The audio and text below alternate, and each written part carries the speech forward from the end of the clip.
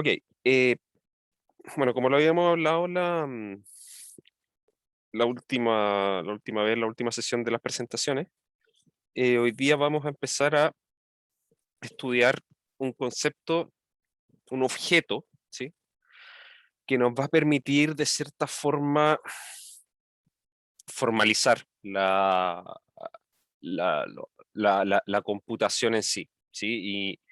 Y el concepto de algoritmo, ¿sí? Porque hasta ahora lo que nosotros trabajamos como algoritmo son una secuencia de instrucciones, ¿sí? Que en teoría yo la meto en alguna máquina y esa máquina me lo resuelve, ¿sí? Y para eso tengo que ocupar algún lenguaje, etcétera, etcétera, ¿sí? Pero son siempre una secuencia de instrucciones básicas, ¿sí? Son bifurcaciones, son ciclos que se tienen que ir repitiendo y cosas de ese estilo, ¿sí? Comparaciones de valores, escritura de valores en memoria, lectura de esos valores nuevamente. eh, pero el asunto es que, si bien uno dice ya, ok, sí, son secuencias de instrucciones que puedo ir siguiendo, la pregunta es cómo la ejecuto, o sea, cómo formalizo eso de ahí. Porque claro, se ve ordenadito, un pseudo algoritmo se ve ordenadito, ¿sí? Pero finalmente esa fue la pregunta que se generó en su momento cuando se hablaba de los algoritmos en un principio y se buscaban algoritmos para distintas cosas. Es como, ya, ok, tengo esta secuencia de instrucciones, pero esta cuestión no está metida en un sistema formal, ¿sí? O sea, ya en el papel se ve bonito, pero ¿qué me asegura que puedo trabajar esto y cómo puedo reforzar esta teoría por debajo, ¿sí? Y ahí es donde entran varios modelos distintos de computación, ¿sí? El más básico es el que se llama el autómata, se me había olvidado el nombre, ay, autómata finito, ¿sí? Y de estos autómatas finitos hay dos variantes. Uno que es determinista y otro que es no determinista, ¿sí? En esencia, los autómatas finitos consisten o se pueden, de hecho, se pueden esquematizar usando un grafo, ¿sí? En esencia, lo que uno tiene es una memoria, ¿sí? Eh, en la cual yo puedo ir almacenando información, pero funciona como una pila, ¿sí? Entonces, cada vez que yo meto un dato, ¿sí? Eh, cada vez que yo meto un dato acá, ese dato queda acá arriba y ese va a ser el único que voy a tener acceso de lectura, ¿sí?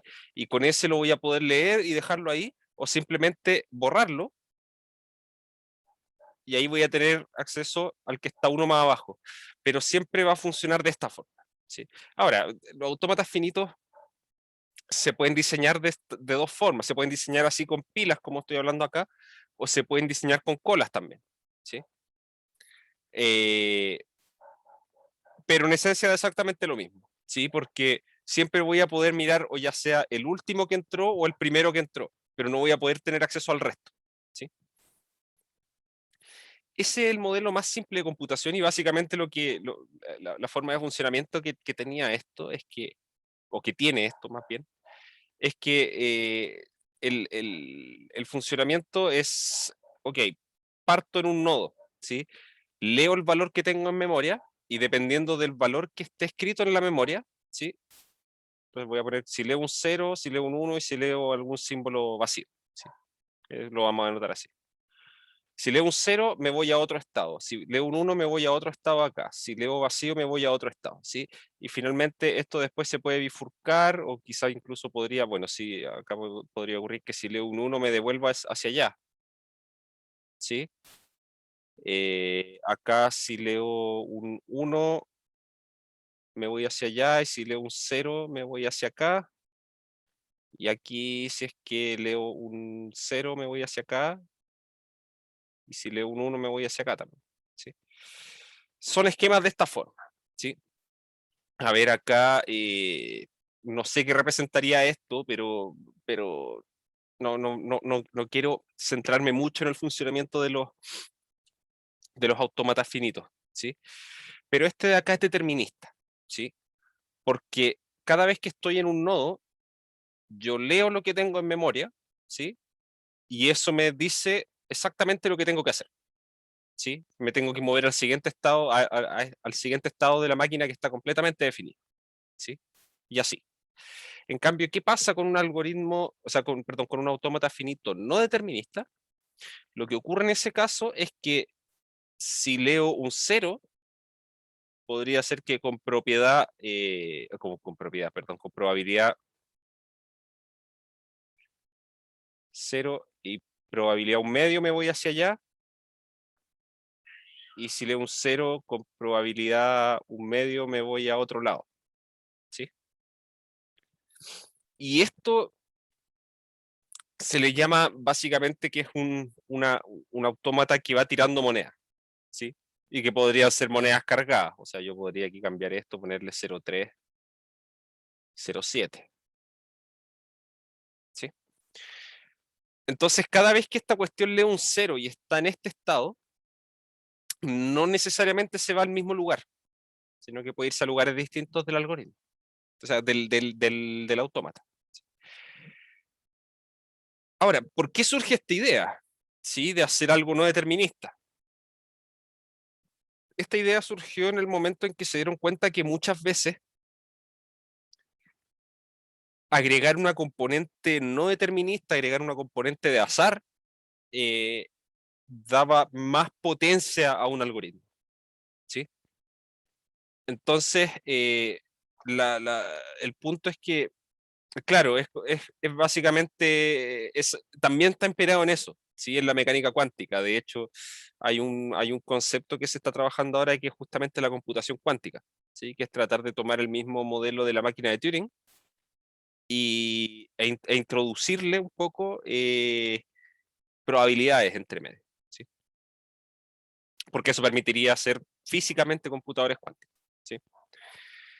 Eh, Ahora, el tema es que ya estaba visto que en realidad cuando uno metía esa componente azarosa dentro de un algoritmo, se podían realizar eh, algoritmos que funcionasen más rápido en esperanza, ¿sí? En promedio, digamos, ¿sí?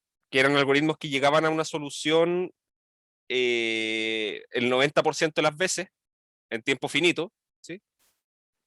Pero si se trataba de hacer de manera determinista, no se podía encontrar una solución eh, en tiempo finito, ¿sí? En tiempo lineal, digamos, ¿sí? O en tiempo polinomial, ¿sí? Entonces dijeron, bueno, quizás si metemos esta componente azarosa acá entre medio, podemos resolver más problemas, ¿sí?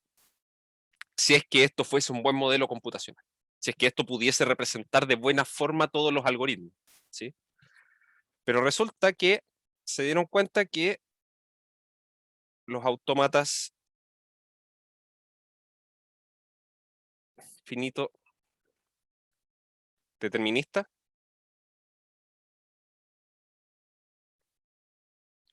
y el no determinista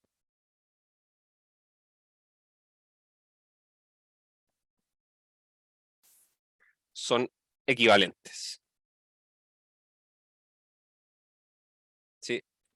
Lo que es súper triste, ¿sí? Porque el autómata finito determinista en esencia parecía ser una herramienta más potente, pero al final terminaron demostrando que ambos resuelven el mismo tipo de problema, ¿sí? Entonces, esta idea de introducir el azar, digamos, en un algoritmo, no quedaba bien representada con estos objetos, ¿sí? Hola María, ¿cómo estás? Hola, profe, ¿viene usted? Bien, gracias. Qué bueno. Ya, aprovecho el tiro, hacemos una pausa al tiro para hablar de esto. Que estaba hablando con Jaime que tenemos que fijar la fecha para las segundas presentaciones, ¿sí? y nos va quedando poco tiempo, porque de hecho nos queda esta semana de clase y 2 más, ¿sí? Y no Eh, quiero cargarlos para que las presentaciones sean en 2 semanas más, ¿sí? Porque eso sería ponerle una carga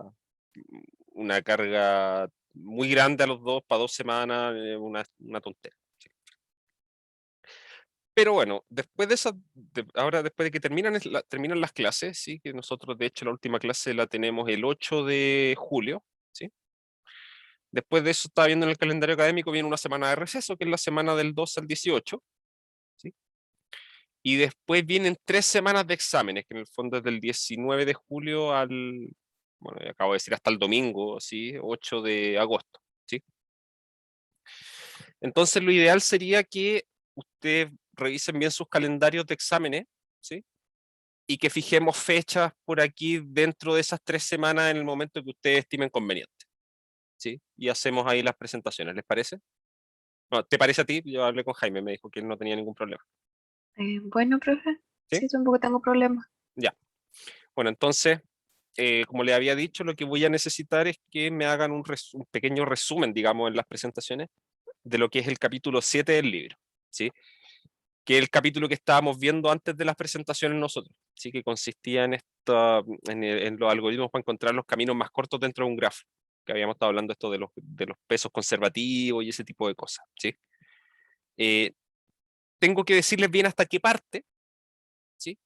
Pero con eso ya pueden empezar a ver las primeras páginas de ese capítulo, ¿sí? Las primeras, digamos, 5 páginas, ¿sí? Y igual que la otra vez, ¿sí? Vayan viéndolo con calma, si van teniendo dudas, me avisan y lo vamos viendo a poquito, ¿ya? Eso, Ya, profe. ya, bacán. Entonces sigo. Bueno, estaba hablando de los primeros intentos de formalizar el concepto de algoritmo, ¿sí? Que se veía simpático, ¿sí? Se veía como que era algo que podía funcionar, pero no, ¿sí? Finalmente esto no funcionó. Eh, y en esencia, ¿por qué no funcionó?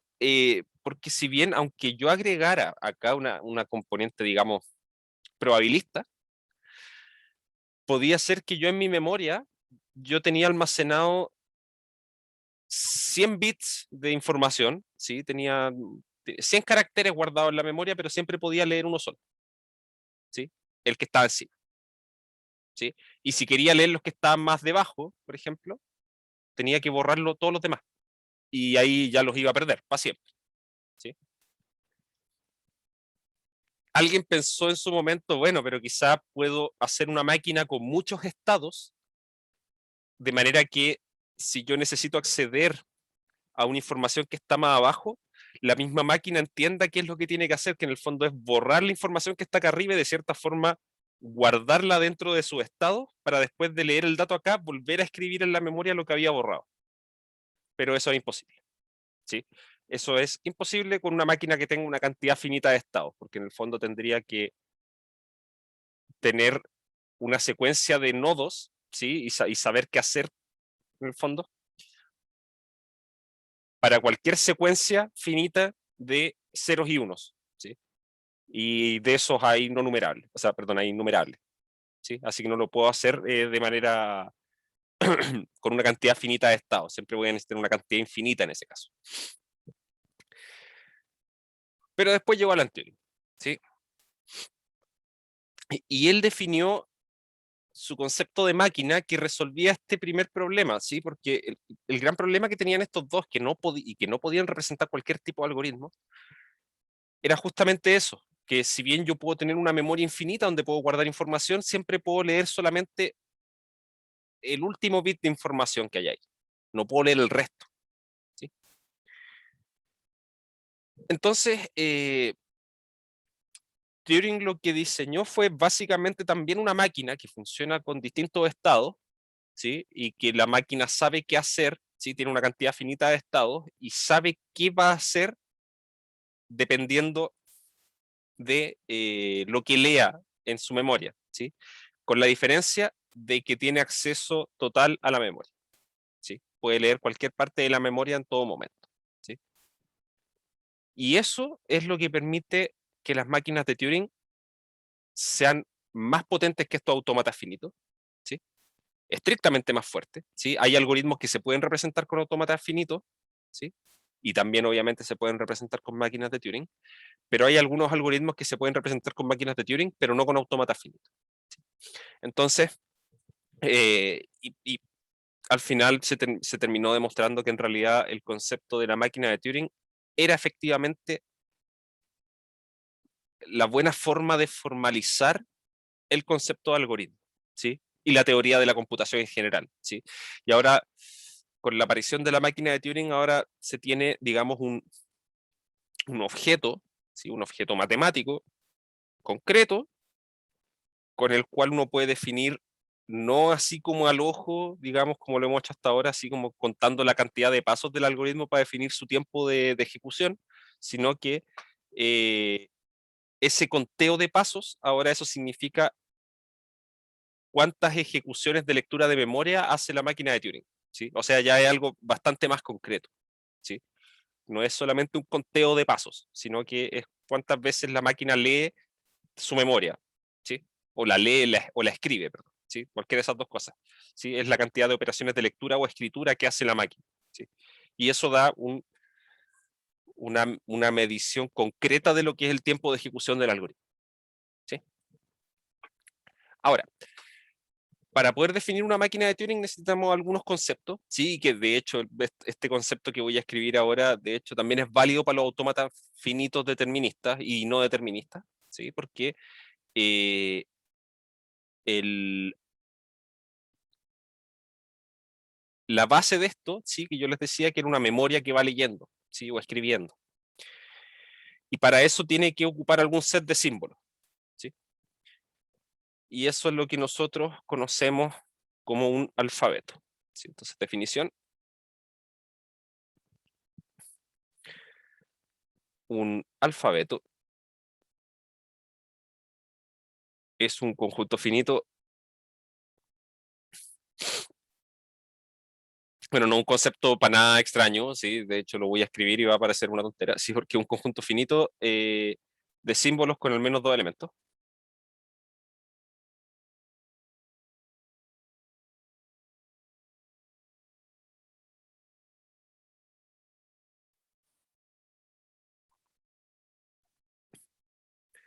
¿Sí? Es un conjunto de letras, ¿sí? Un conjunto de letras que se ocupan para escribir cosas, ¿sí? Pido que sea finito, ¿sí? Siempre vamos a trabajar con cosas finitas acá. Ahora, que tenga al menos dos elementos. Eh, yo les hago la pregunta. ¿Me sirve de algo tener un alfabeto que tenga un solo símbolo? ¿Puedo escribir cosas importantes con un solo símbolo? No, no puedo escribir nada. ¿Sí? Son puras secuencias de la misma letra repetida muchas veces. Y al final después si no tengo la separación, lo único que voy a ver siempre es una secuencia de la misma letra repetida muchas veces. No me entrega ninguna información. ¿Sí? A lo más cuántas letras ocupo, pero no puedo codificar mucha información con eso. ¿Sí? Eh, y que no contiene, voy a poner acá,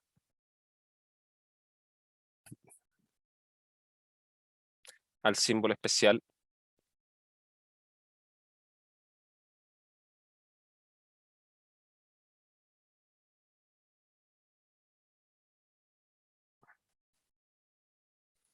ese de ahí, ¿sí? Que ya lo había anotado arriba, el cual se ocupa como el carácter, o perdón, se conoce como el carácter vacío.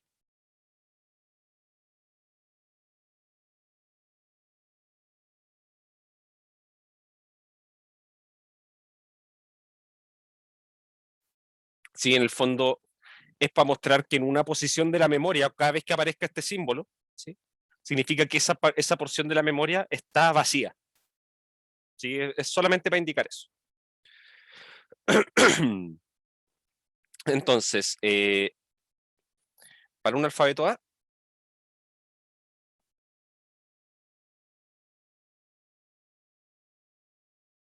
para un alfabeto A, denotamos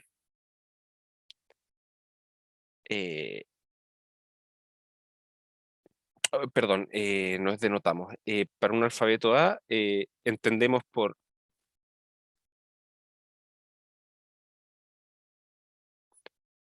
palabra o cadena cualquier secuencia finita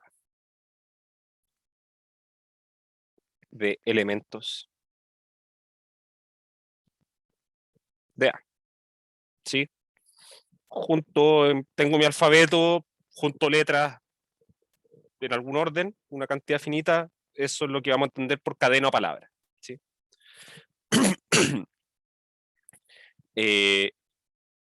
A elevado a n, ¿sí? Esto de aquí va a denotar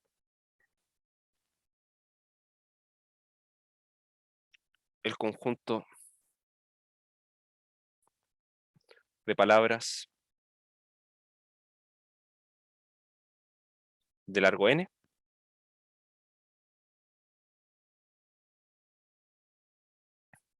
y A asterisco, que lo vamos a definir como la unión de todas las palabras de largo n, ¿sí? Para todo n, es el conjunto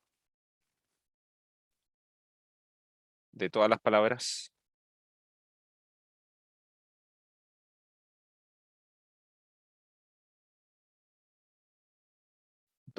sobre A. Sí, en el fondo acá estoy hablando del conjunto de todas las palabras que puedo escribir ocupando un alfabeto. ¿Sí?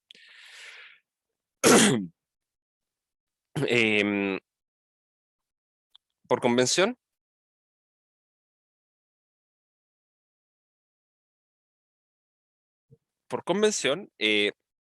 A0, ¿sí?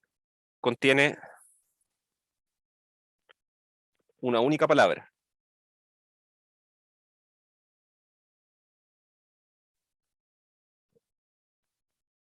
la cual llamamos palabra vacía.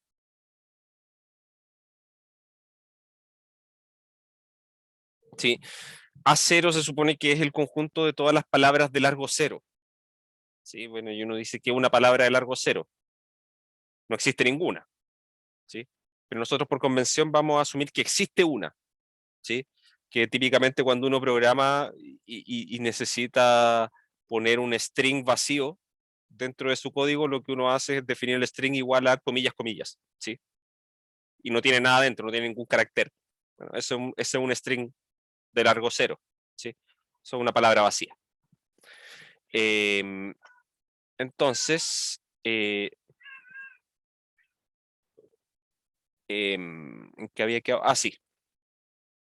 Por último, un lenguaje. Un lenguaje sobre A es cualquier, o bueno, no es cualquier, digámoslo, es un subconjunto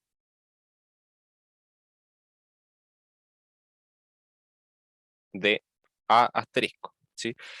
O sea, un lenguaje para nosotros va a ser de todas las palabras posibles que puedo armar en el lenguaje, perdón, usando el alfabeto, ¿sí? Me quedo con un subconjunto. ¿Sí? Ese subconjunto no tiene que cumplir ninguna propiedad, es solamente un subconjunto de todas las palabras posibles. ¿Sí? Que es básicamente lo que es cualquier idioma. ¿Sí? Es un subconjunto de las palabras, de todas las palabras que puedo armar con las letras del alfabeto. ¿Sí? Eh, ahora, en la literatura a veces se hace la distinción, ¿sí? A mí no me gusta hacerla, entre digamos, las palabras del alfabeto completo, ¿sí? Así como acá, que les decía que en realidad una secuencia finita de símbolos uno lo llamaba palabra o cadena, ¿sí? De hecho, acá en este mismo libro aparece con la siguiente distinción, pero a mí no me gusta, es que acá simplemente las llama cadenas, ¿sí? Y cuando estamos hablando de una cadena de un lenguaje particular, le llama palabra, ¿sí? Pero para mí prefiero ocupar el término indistintamente, ¿sí? Si en realidad da más o menos lo mismo. Al final son siempre cadenas de símbolos, ¿sí? Eh, finalmente,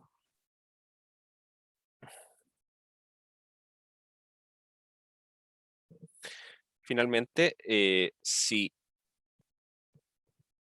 X es una palabra de largo N, ¿sí?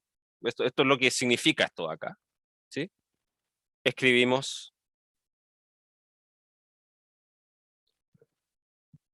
size de X igual a N, ¿sí? Para denotar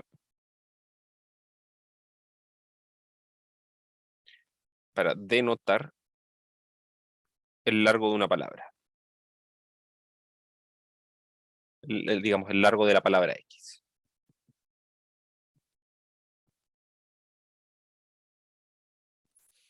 ¿Sí? Estos son los primeros conceptos que necesitamos, ¿sí? ¿Todo bien hasta acá? Sí, Profe. profe. Ya. Ahora, cuando uno piensa en la computación moderna, lo que uno sabe es que en esencia todo funciona, bueno, al principio funcionaba de la misma forma, pero de manera analógica, ahora es más de manera digital, pero en esencia los procesadores y las memorias RAM y la escritura en los discos siempre es de la misma forma. Pulsos eléctricos que están encendidos o apagados, que representan ceros y unos, ¿sí? Y dependiendo de la secuencia de ceros y unos que recibe el procesador, ¿sí? Entiende que tiene que ejecutar alguna instrucción. ¿Y sobre qué? Bueno, sobre otra secuencia de ceros y unos, ¿sí? O sea, finalmente el procesador, en términos bien básicos, ¿sí? Una de las funciones esenciales que tiene es la unidad de procesamiento aritmético, ¿sí? Que lo que hace es, recibe una secuencia de ceros y unos que representa un número, otra secuencia de ceros y unos que representa otro número, y finalmente otra secuencia de ceros y unos que representa qué operación tiene que hacer con los dos números anteriores el procesador, ¿sí?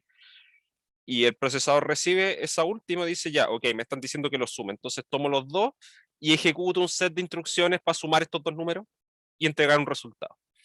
Ahora, todo eso está hecho en términos de ceros y unos.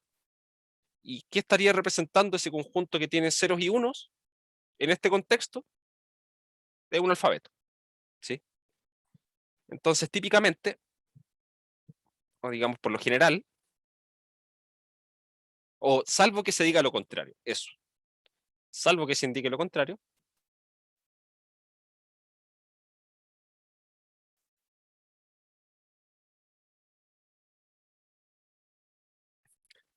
trabajaremos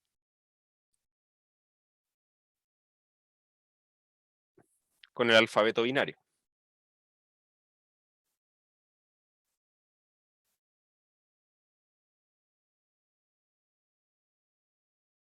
Es decir,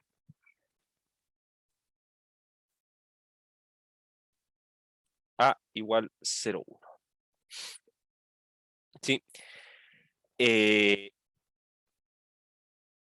en, eh, digamos, siguiendo la línea, ¿sí? Siguiendo la línea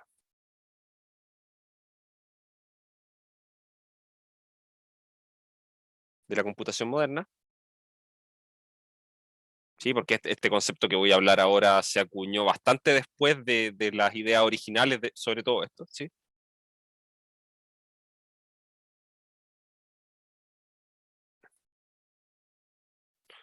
Em, a un carácter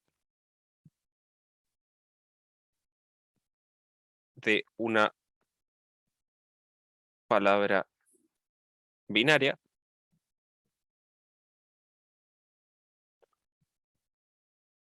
lo podemos llamar, perdón,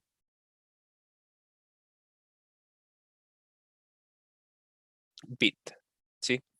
A veces, para hablar de un carácter específico de una palabra binaria, vamos a decir el tercer bit de esta palabra o cosas de ese estilo, ¿sí? Por comodidad, ¿sí? Y, y va en línea con lo que pasa con los computadores modernos, que al final son producto de toda esta teoría de las máquinas de Turing, ¿sí? Ok. Ahora, teniendo esto, la pregunta es, ¿qué es una máquina de Turing finalmente? Porque hasta ahora solamente hemos hablado de dar esta definición de lo que es un alfabeto, un lenguaje, etcétera, etcétera. Eh, entonces, una máquina de Turing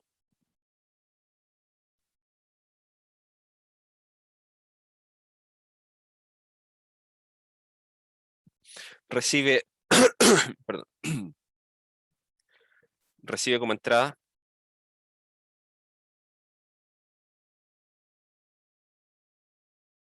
una palabra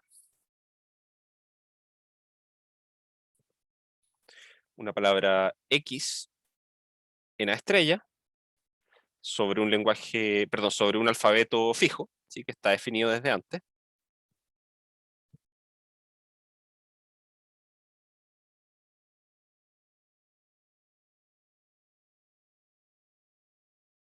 ¿Sí? Y voy a hablar sobre esto también, que un punto súper importante sobre las máquinas de Turing, ¿sí?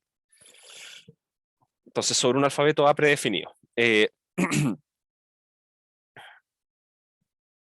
Esta entrada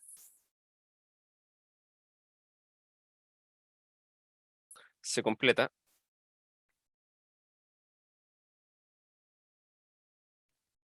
con una cantidad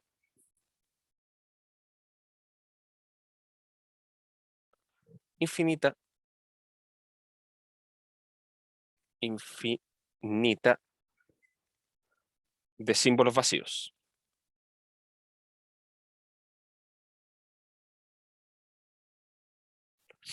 ¿Sí? Entonces, la palabra S,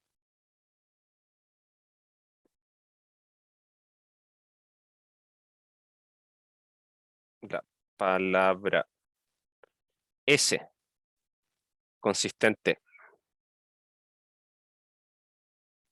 en la completación anterior, ¿sí? O en la construcción anterior, ¿sí? Es una palabra infinita, ¿sí? Como que nos salimos un poquito del concepto acá, pero eh, tenemos que esa palabra puede entenderse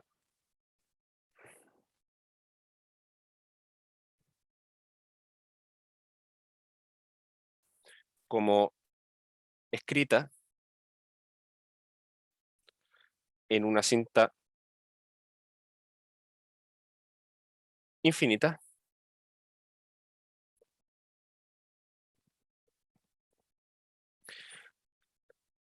la cual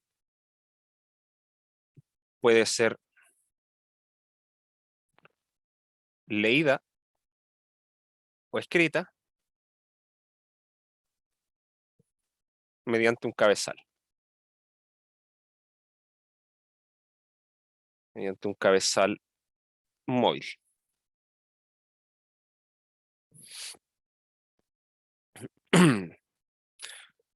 El cual puede moverse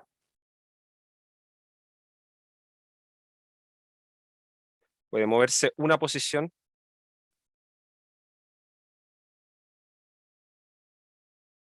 en cada paso de la ejecución.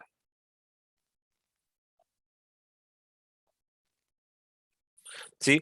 Entonces, básicamente, yo tengo alguna palabra acá que le entrego a la máquina de Turing, ¿sí? Voy a poner, por ejemplo, 0011, ¿sí? Esa va a ser la entrada que yo le voy a entregar, ¿sí? Y lo que resulta acá va a ser finalmente esta misma palabra escrita en una cinta, ¿sí? Así lo podemos entender. Entonces voy a tratar de dibujar esto lo más ordenadito posible. Ahí. ¿Sí? Entonces ahí está la palabra que yo le entregué a mi máquina de Turing, ¿sí? Y lo que hace esto es que después vamos a entender que hacia los lados todo esto está relleno de este símbolo especial que habíamos dejado marcado antes, por eso no lo ocupábamos en el alfabeto, ¿sí? Que es este símbolo vacío, ¿sí? Y esta cosa consta de un cabezal, ¿sí? Que siempre, o bueno, por lo general, por convención, siempre va a partir en el primer carácter de la entrada de la máquina de Turing, ¿sí? Es lo lógico, ¿sí? Parto ahí. Si no parto ahí, si lo hago partir en cualquier otra parte, no es difícil ver que puedo hacer, puedo moverlo hasta el comienzo en tiempo finito, ¿sí? ¿Por qué? Porque el cabezal lo que puede hacer es que puede leer o escribir y moverse hacia los lados, ¿sí? Entonces, si por algún motivo mi máquina partiera acá, siempre puedo hacer que se vaya moviendo a la izquierda, lea. Si veo el símbolo vacío, me devuelvo para la derecha. Y si no, sigo avanzando hacia la izquierda, ¿sí? Entonces, cuando llega acá, va a leer, hay un cero, me tengo que mover hacia la izquierda. Leo acá, tengo un símbolo vacío, entonces me tengo que mover hacia la derecha. Y ahí quedo puesto en el, en el inicio, ¿sí? Digamos que podría ser como una fase de inicialización siempre, ¿sí?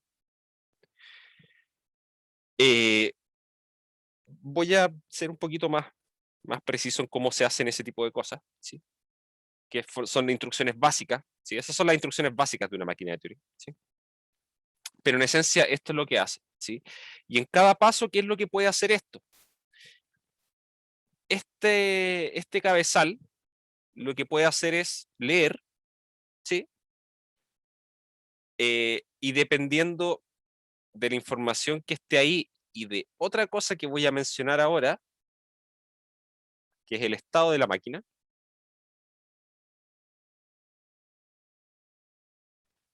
la máquina puede hacer distintas cosas, ¿sí? Entonces, por ejemplo, si estoy en el estado K y leo un 0, la instrucción puede ser reemplazar el 0 por, el 1, por un 1 y moverse un espacio hacia la derecha, ¿sí?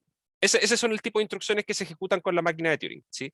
Y aparte, moverse hacia la derecha y podría ser y cambiar el estado de la máquina desde el estado 5 al estado 3, ¿sí?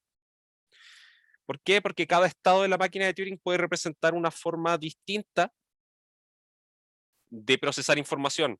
O puede representar, por ejemplo, estar en un estado de sumar dos números en vez de restarlos, ¿sí? O de multiplicarlos, o de estar realizando un conteo de cuántos números hay escritos en la cinta, ¿sí? Como que ese son el tipo de cosas que representan los distintos estados de una máquina de Turing. No sé si me explico.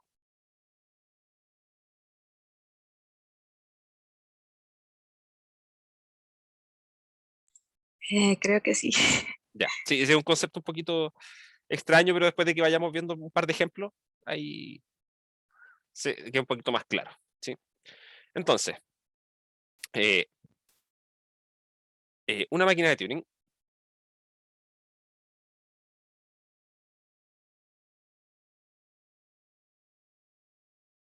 consiste en un conjunto, aparte de lo anterior, ¿sí? Aparte de esa cinta infinita, en un conjunto de n más 1 instrucciones, ¿sí? Enumeradas, enumeradas de 0 a n, de 0 a n, perdón, ¿sí? Este va a ser el conjunto de instrucciones que tiene la máquina, que se condice con lo que yo mencionaba antes de los estados de la máquina, ¿sí? Entonces, lo que hace, ¿sí? El set de instrucciones depende de, o digamos, la instrucción siguiente ¿sí? Va a depender de en cuál de estas instrucciones estoy leyendo, tengo actualmente, ¿sí? Porque podría ser que si estoy en la instrucción o en el o estado 1, esto me diga que si leo un 0 lo tengo que cambiar por un 1 y moverme a la derecha, ¿sí? Pero podría ser que si estoy en el estado N, esta cuestión me diga, bueno, si leo un 0, lo que tengo que hacer es dejarlo tal cual y moverme hacia la izquierda, ¿sí? Como que eso es el efecto que tiene el estado o el set de instrucciones, ¿sí? Entonces,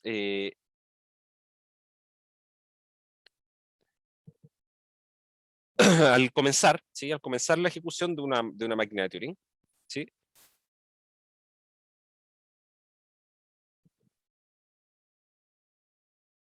Al comenzar el funcionamiento de la máquina,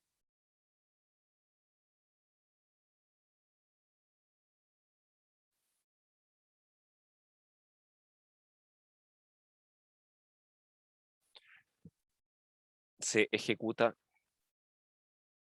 la instrucción 0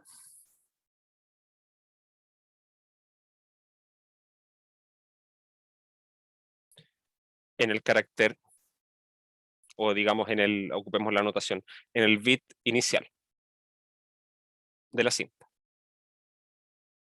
¿sí? ¿Qué es lo que mencionaba? El cabezal va a estar en la primera posición de la entrada, ¿sí? Y aparte de eso, el estado de la máquina va a ser el estado 0, ¿sí? Y ahí vamos a partir, ¿sí? Ahora, ¿cómo son las instrucciones que les decía yo?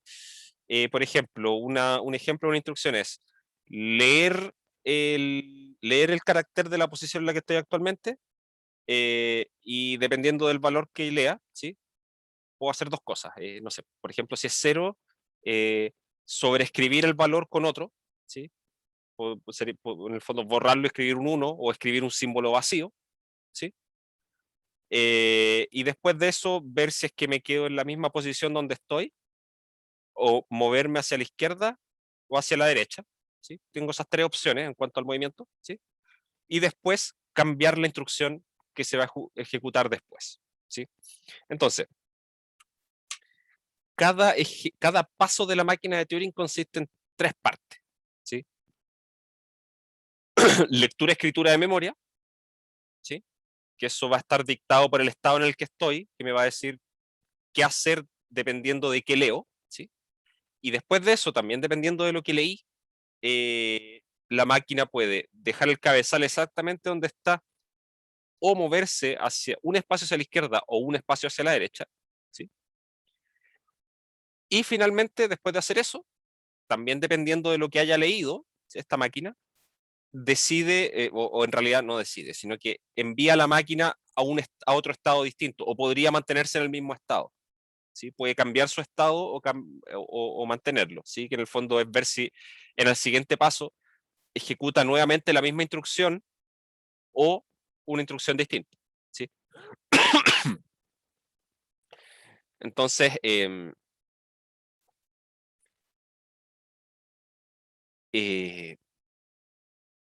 eso es básicamente el funcionamiento de una máquina de Turing, ¿sí? Voy a escribir un ejemplo simplecito.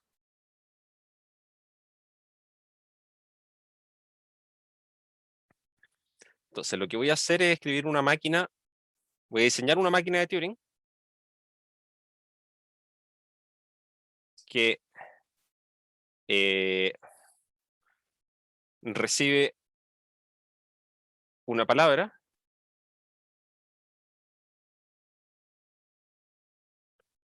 y, perdón, y entrega la misma palabra con los bits cambiados.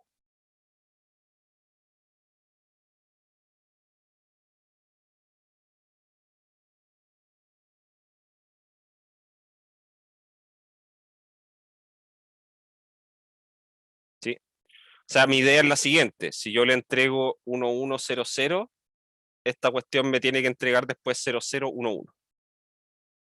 No es el mejor ejemplo porque esta cuestión era justo simétrica. Ese sí. 0101. ¿Sí? Eso es lo que hago. En el fondo, intercambio cada uno de sus números 0 o 1, lo intercambio por el otro. ¿Sí? Que es una tontera, pero para que vean que esto se puede hacer de manera simple con una máquina de Turing. ¿Sí? Entonces, lo que vamos a hacer es lo siguiente. Yo siempre voy a partir acá con mi cinta, que va a tener acá la palabra S, ¿sí?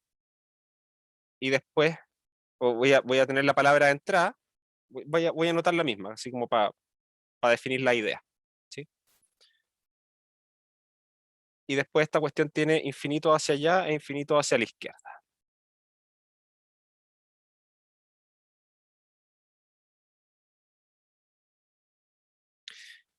Entonces, ¿dónde parte esto?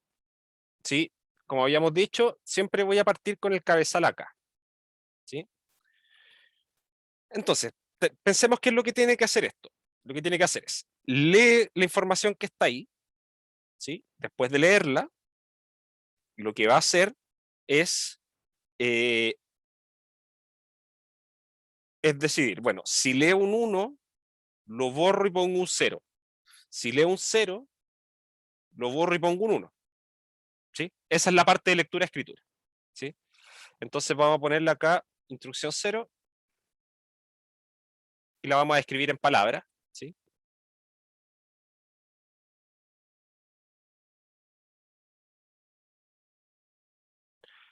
Si leo 1, lo reemplazo por 0.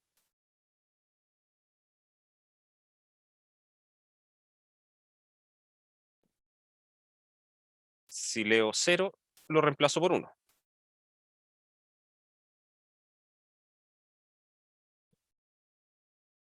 ¿Sí? Y esto lo voy a marcar ahí. Esa es la primera parte. Ya pasé la parte de lectura-escritura. ¿Sí? Ahora, ¿qué era lo segundo que tenía que hacer acá? Tengo que ver si es que me quedo en la misma posición o me muevo a alguna parte. ¿Sí?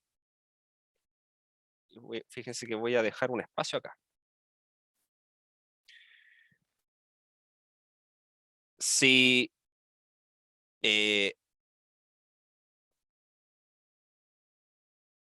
como eso, si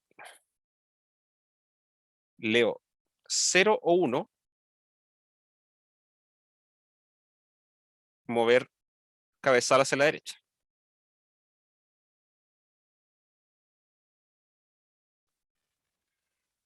¿Sí?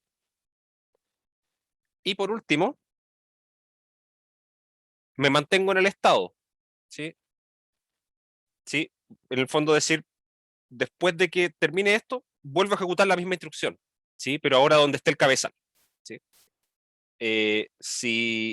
Y lo voy a volver a poner acá, si leo 0 o 1, ejecutar instrucción 0 en el siguiente paso.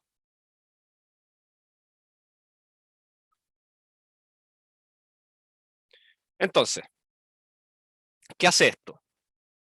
Claro, en el fondo es un regreso al paso, en el fondo vuelvo a ejecutar esto mismo, pero ahora voy a estar mirando acá el espacio de la derecha. ¿Sí? Entonces, ¿qué hace esto? Leo el 1, lo reemplazo por un 0, me muevo hacia la derecha y vuelvo a ejecutar lo mismo. ¿Sí? Entonces ahora esta cinta, ¿cómo se va a ver? Va a tener 0, 0, 1, 0. Pero ahora estoy parado en el 0, en este de acá. Entonces, ¿qué hace esto? Bueno, lee un 0, lo cambia por un 1, se mueve a la derecha. Después lee este 1, lo reemplaza por un 0 y se mueve a la derecha. Lee este 0, lo reemplaza por un 1 y se mueve a la derecha. Lee vacío y ahí tenemos un problema. Porque la instrucción 0 no sabe qué hacer si es que lee el símbolo vacío. ¿Sí? Entonces por eso había dejado los espacios. Si leo vacío, no hago nada en la cinta. ¿Sí? El símbolo vacío lo voy a dejar tal cual. ¿Sí? A eso me refiero con no hago nada. ¿Sí? No es que no haga nada nunca más, porque de hecho tengo que, después de que pasé la parte de lectura-escritura de la memoria, tengo que ver ahora qué voy a hacer con el cabezal, ¿sí?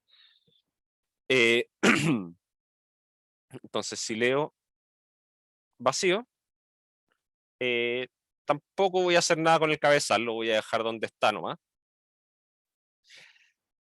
Pero acá al final, típicamente lo que se hace es esto. Si leo esto, vamos a pasar a instrucción -1. ¿Sí? Siempre vamos a tener una instrucción especial que vamos a denotar por -1. ¿Sí? Y cada vez que la máquina llega al estado -1, se detiene. ¿Sí? Entonces esta instrucción -1 no es una instrucción real, sino que es solamente para decir, ok, terminé. ¿Sí? Y eso es lo que nos faltaba, porque si no esta cuestión acá iba a llegar acá y la máquina dice, bueno, leí un símbolo vacío y no sé qué hacer, pues, porque tú me dijiste qué hacer cuando leo 0 o 1. ¿Sí? Pero con esto, fíjense que esto es una máquina que tiene una única instrucción, ¿sí? Y con esa única instrucción lo que puede hacer es tomar una secuencia de caracteres ceros y unos e intercambiarlos. ¿Sí? ¿Se entiende? Sí, profe. Ya, bacán. Entonces vamos a hacer una pequeña pausa y vamos a seguir a las 11:30. ¿Ya?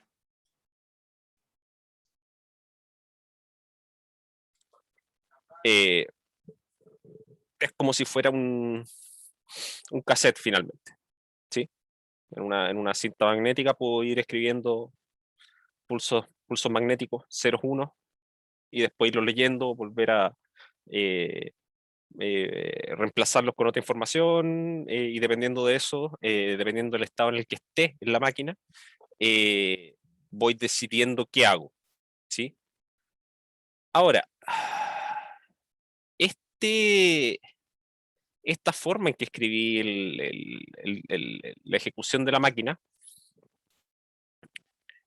si bien no es ambigua, esta forma, digamos, no es muy elegante. ¿Sí? Entonces, ¿cómo podemos formalizar esto? Porque finalmente como concepto es sólido, pero escribir una lista de instrucciones así no es muy formal ahora. ¿Sí? Eh, entonces lo que vamos a hacer es definir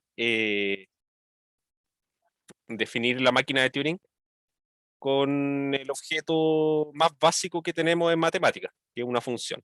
¿Sí? Entonces vamos a cerrar ahora con la definición más precisa de lo que es una máquina de Turing.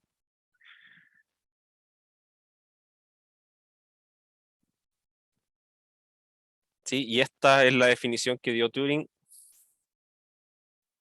en el año 1936, ¿sí? Para que se hagan una idea de lo viejo que es este concepto. ¿Sí? Y yo le había mencionado que finalmente las máquinas el estudio de estas máquinas, ¿sí? Que finalmente fue una forma en que Turing formalizó lo que es un algoritmo, se utilizó durante la Primera Guerra, perdón, durante la Segunda Guerra Mundial, ¿sí? Y ahí estamos hablando del periodo entre, vamos, que yo sé historia, 1939 a 1945, no sé, por ahí, ¿sí? No me acuerdo, se me fueron ahora los años en que fue la Segunda Guerra Mundial, pero por ahí, ¿sí? Entonces este concepto él ya lo venía estudiando desde antes, ¿sí? Entonces, sea A un alfabeto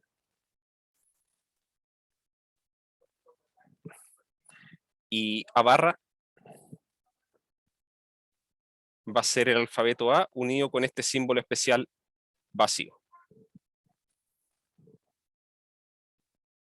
Una máquina, ¿sí? En realidad en su definición esto lo llamaba una máquina, ¿sí? Pero nosotros lo vamos a llamar una máquina de Turing.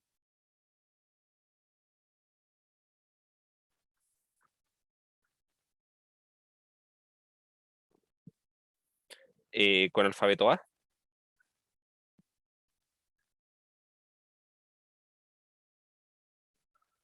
se define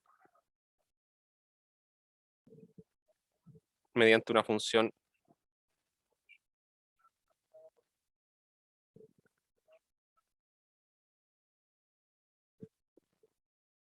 phi, que va a tener como entrada los números de entre 0 y n, y un carácter que va a ser alguna letra, ¿sí?, del alfabeto, algún carácter del alfabeto o el símbolo vacío. Esas son las entradas, ¿sí? Y va a retornar un valor que va a ser algún número entre -1 y n, ¿sí?, que va a representar el estado o digamos la instrucción que se tiene que ejecutar en el siguiente paso. Algún símbolo que va a ser algún símbolo del alfabeto o el símbolo vacío, ¿sí? Y un número que va a ser -1, 0 o 1, que va a representar si me muevo hacia la izquierda, si me quedo donde mismo, o si me muevo hacia la derecha, ¿sí? Para algún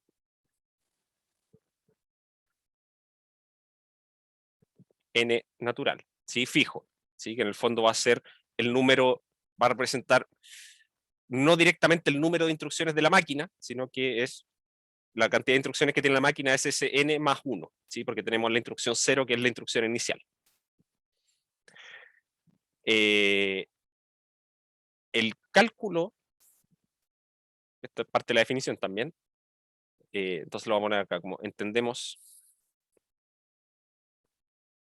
por el cálculo de phi en x, o en la entrada x,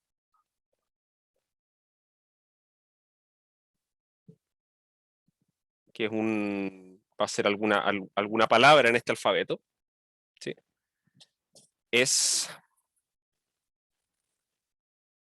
la secuencia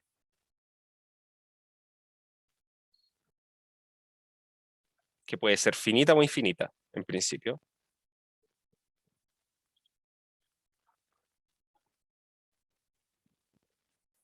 de tripletas que van a ser de la forma, va a ser algún número n, algún símbolo y algún numerito entre que sea -1, 0 o 1, ¿sí?, donde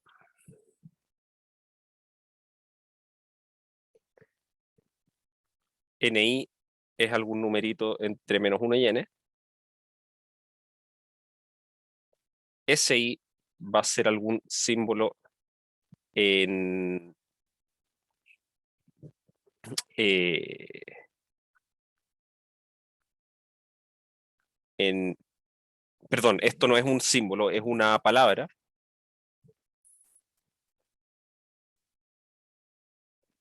¿sí?, vamos a ponerlo así, y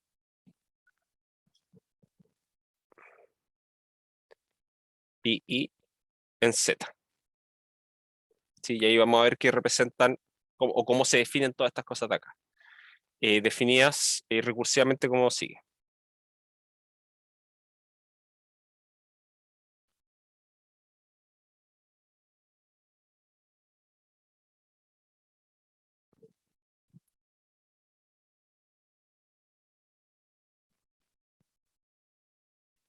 ¿Sí?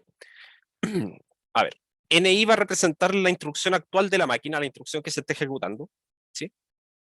SI representa lo que está escrito en la cinta, y Pi sub I representa la posición en la que estoy en la cinta, ¿sí?, pensando que mi posición inicial es donde partí, ¿sí? Esa va a ser mi posición 0. Entonces, N0 va a ser 0, esa es la primera instrucción que se ejecuta. S sub J en 0 es igual a XJ si, si J está entre 1 y el tamaño de X, y va a ser el símbolo vacío si, si j es menor o igual que 0, o bien j mayor a el tamaño de x. ¿Sí? Y por último, pi 0 va a ser igual a 1. ¿Sí? Esto es exactamente decir lo mismo que hicimos acá.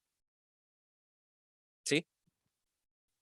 Parto con la instrucción 0 siempre, en la posición 1, y con una cadena que entre la posición 1 y la posición tamaño de x tiene la entrada, y de ahí hacia la derecha y desde el principio hacia la izquierda tiene solamente símbolos vacíos. ¿Sí? Eso es lo que estamos diciendo acá. Entonces, esta, digamos, es la fase de inicialización. Así parte, esa es la etapa, digamos, la etapa 0 del cálculo. ¿Sí? Y después realizamos lo siguiente. Si NI, SI, PI ya está definido,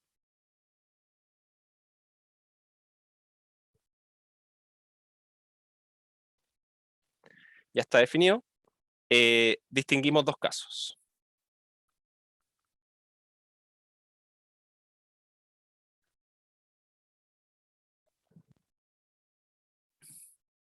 Entonces, primero, si NI es distinto de -1, ¿sí? O sea, la instrucción que se tiene que ejecutar ahora es alguna instrucción entre 0 y n, ¿sí?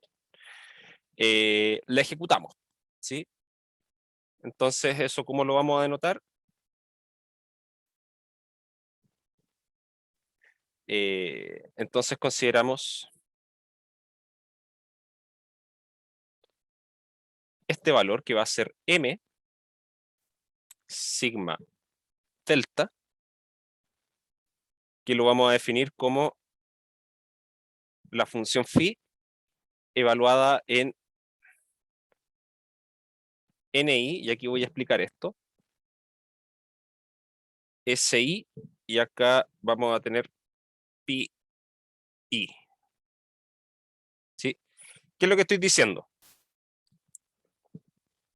Si estoy en una instrucción válida de la máquina ahora para ejecutar, ¿sí? Eso significa que esto sea distinto de -1, lo que voy a hacer es ejecutar la función phi, o calcular la función phi, digamos, en la instrucción que se me indica, ¿sí? Recuerden que eso representaba la entrada de esta función phi, tenía acá el número de instrucciones y acá un símbolo del alfabeto o el carácter vacío, ¿sí? Y acá lo que estoy diciendo es que, claro, voy a leer en la cinta, ¿sí? Lo que está escrito, ¿sí? Esto es lo que está escrito en la cinta cuando voy a ejecutar la instrucción, ¿sí? Pero voy a leer lo que está en la posición I, que era la que se me indicaba acá, ¿sí? ¿Sí? Recuerden que este numerito acá, como lo definimos arriba, este pi es un número entero, ¿sí? Entonces esto me está indicando en qué posición estoy en la cinta y voy a leer o voy a ejecutar la instrucción n en el valor que está en esa posición en la cinta, ¿sí? Entonces vamos a considerar eso de ahí y definimos, vamos a definir que n en i más 1, ¿sí? Recuerden que esto es una definición recursiva, entonces ahora n en i más 1 va a ser igual a m, ¿sí? Porque la función phi lo que hacía era, en su primera componente del resultado me entrega una nueva instrucción, ¿sí? Entonces ese valor de ahí.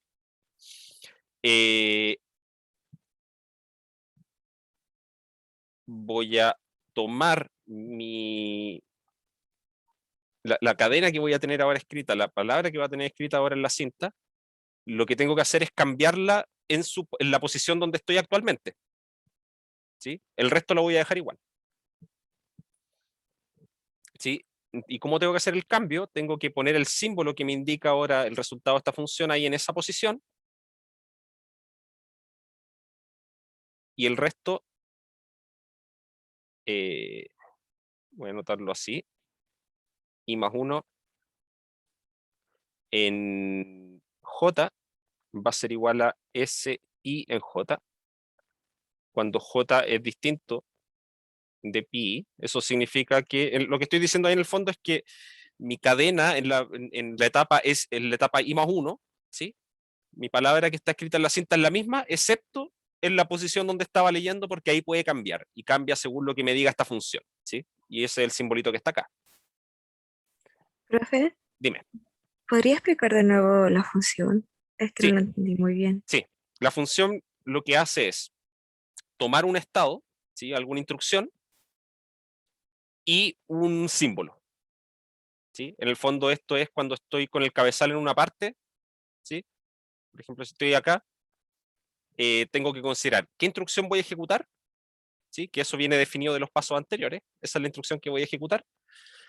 Si es la primera, siempre va a ser la instrucción 0, ¿sí? Y, y la función recibe esa instrucción y el carácter que está escrito en la cinta, en esa posición, ¿sí? Donde está puesto el cabezal, ¿sí? Eso es lo que hace. Y lo que entrega, de vuelta, va a ser alguna nueva instrucción, ¿sí? Que ahora puede ser la instrucción -1, que es esta instrucción de detención que había hablado. Un símbolo, que va a ser en el fondo el símbolo por el que va a intercambiar el que está escrito, que puede ser el mismo, puede mantenerlo igual, ¿sí? Y un número entre -1, 0 y 1, que me indica si es que en este orden, -1, 0, 1 significa moverme hacia la izquierda, quedarme donde mismo o moverme hacia la derecha, ¿sí? Eso es lo que representa esta función, ¿sí? ¿Se entiende? Sí, pero entonces, más bajito, Ujú. la fusión, ¿con qué empieza? Ahí. Acá, a ver, es que lo primero que tenemos es que definimos para 0, ¿sí? En la etapa de cálculo, ¿sí? Definimos para igual 0, definimos acá que parto con la instrucción 0, parto con la cinta como dijimos arriba que se inicializaba, ¿sí? Que es poner la palabra con la que parto y llenar con símbolos vacíos hacia los lados, y la posición 1, que es estar parado acá donde parte la palabra sobre la cual voy a ejecutar la máquina, ¿sí? Y después de eso, tomando eso de ahí, lo que hacemos es lo siguiente, ¿sí? Si la instrucción no es -1, que en el primer caso no es -1, si es la instrucción 0, lo que hago es ejecutar un paso, ¿sí? Y eso es pasar a la función phi, en este caso sería, pensando que estoy acá arriba, ¿sí? La instrucción 0 y el símbolo que está en la posición 1 de la cinta, ¿sí? Y ahí lo que hace la máquina, en este caso, por ejemplo, en este de acá arriba, ¿qué es lo que va a hacer? Me va a retornar 0 en la primera componente, porque en esta cuestión siempre aquí estoy leyendo un 1, así que me va a entregar 0. El símbolo que va a escribir acá va a ser, como leí un 1, va a ser 0, ¿sí? Y en cuanto a al movimiento, me va a entregar un 1, porque se va a mover hacia la derecha, ¿sí? Eso es lo que haría técnicamente acá para el caso de arriba, eso es lo que me entregaría acá la función, ¿sí? Y en base a eso, voy a definir ahora esta misma tripleta, pero ahora con un I más 1, ¿sí? ¿Y cómo lo hago? En NI más 1 entrego la nueva instrucción, que es la que saqué acá, ¿sí? Lo que está escrito en la cinta, que era este S, ¿sí? El SI más 1 que va a ser exactamente lo mismo que ya estaba escrito, excepto en la posición donde estaba trabajando, en la posición PI, ¿sí? Que ahí lo que voy a hacer es reemplazar ese símbolo, el símbolo que haya estado, por el que me botó acá la función, ¿sí? Y por último, PI más 1, que va a ser la posición donde voy a seguir trabajando ahora en el siguiente paso, va a ser igual a PI más delta, ¿sí? Porque este delta es un -1, un 0 o un 1. Entonces, si a la posición donde estaba le sumo eso, voy a moverme uno hacia la izquierda, quedarme donde mismo, o moverme uno hacia la derecha, ¿sí?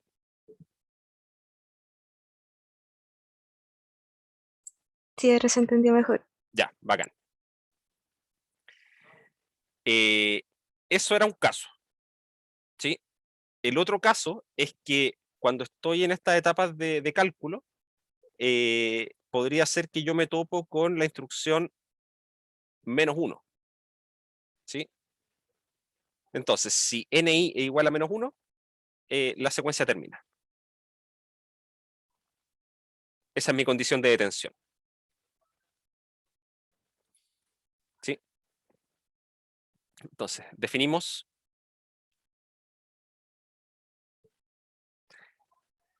el tiempo de ejecución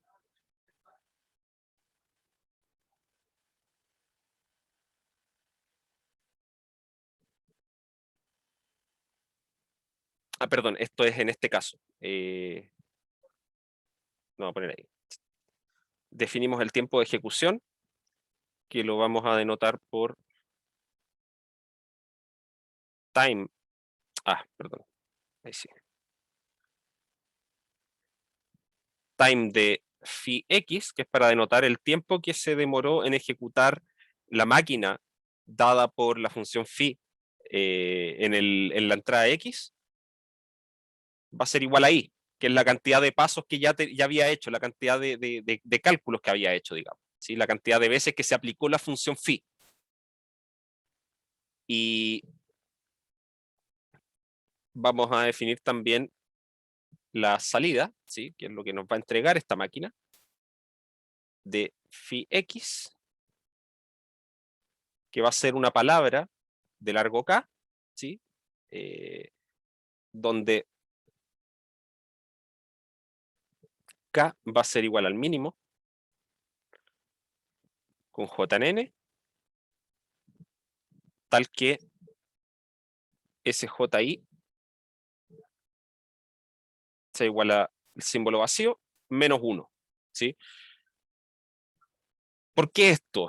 En el fondo, yo voy a mirar acá mi cinta, ¿sí? Después de que esto se ejecuta, ¿sí? Acá en este caso, recuerden que aquí lo que pasaba, lo único que hacía con esta era intercambiar los números, ¿sí?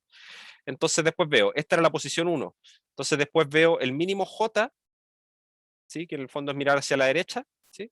De manera que esto sea vacío. Entonces acá esta es posición 1, 2, 3, 4, 5, ¿sí? Ese es el mínimo de los j donde me encuentro el símbolo vacío, ¿sí? Y ya eso le resto 1, ¿sí? Por eso el k es 1 menos esa cantidad, porque ahí me quedo con la palabra que es de largo 4, ¿sí? Entonces, definimos el output donde k es esto como output de phi x en la posición j va a ser igual a sji para j igual 1 hasta acá. ¿Sí? Esto es la forma formal de decir, una vez termino, voy a mirar desde mi posición inicial en la cinta, la que era mi posición 1, voy a mirar, voy a buscar dónde está la primera vez que está el símbolo vacío y voy a cortar un símbolo antes. Entonces me voy a quedar con esa parte de la cinta, ¿sí? Y ese va a ser mi resultado del algoritmo, ¿sí? El resultado de la ejecución de la máquina, ¿sí?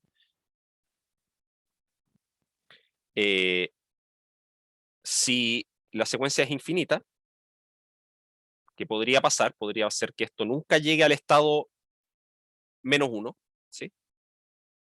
Que era la única condición de detención, porque si cada vez que esta cosa no es -1, tengo que seguir ejecutando, ¿sí? Y podría ser que me quede en un loop infinito acá, ¿sí?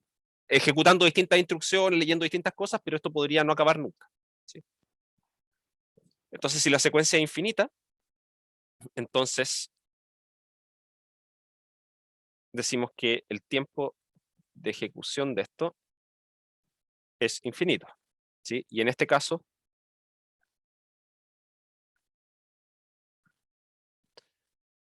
el output de phi en x está indefinido.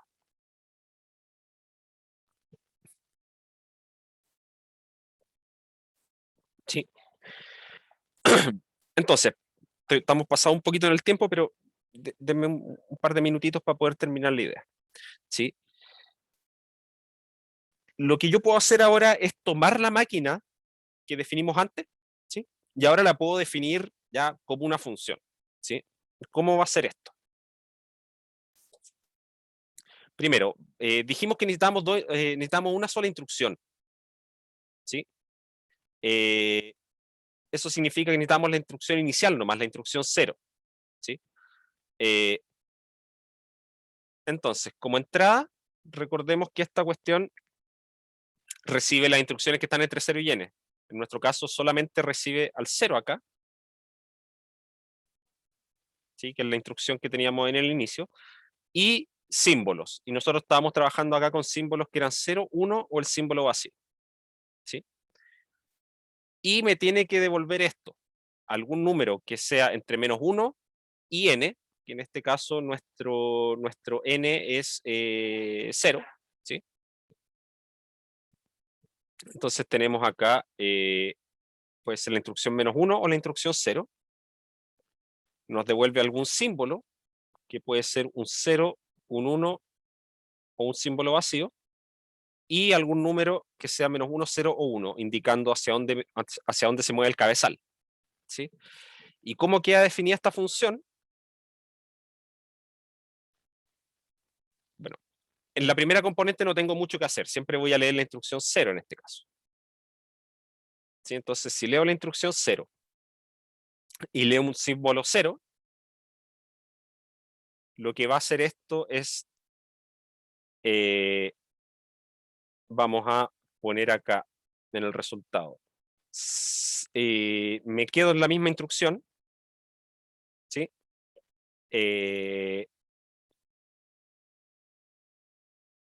Reemplazo el 0 que había por un 1 y me muevo hacia la derecha.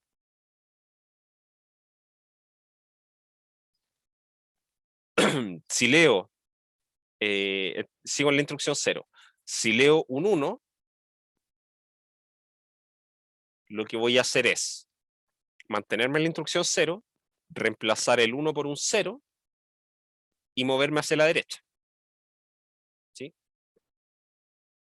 Y si leo el símbolo vacío, lo que voy a hacer es pasarme a la instrucción -1, ¿sí?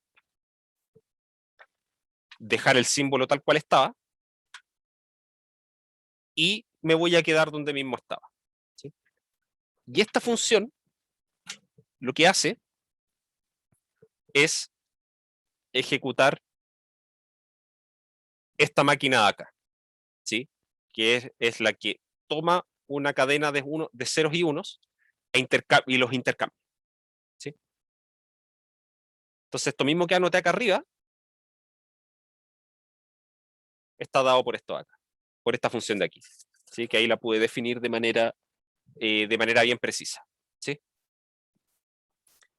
El día jueves voy a retomar desde aquí mismo, ¿sí? Voy a tomar esto de acá y voy a mostrar cuáles son sus pasos de ejecución, ¿sí? Sus pasos de cálculo, digamos, ¿sí? Voy a definir el cálculo de esa máquina de Turing en una cadena de números específica y vamos a ver cómo se forma esta secuencia, ¿sí? Y cómo a partir de eso podemos definir todo el procedimiento de cálculo de esta máquina, ¿sí? Y ahí vamos a poder entender un poco más cómo está definida esta función, ¿sí? ¿Dudas? Yo por lo menos no tengo. Ya.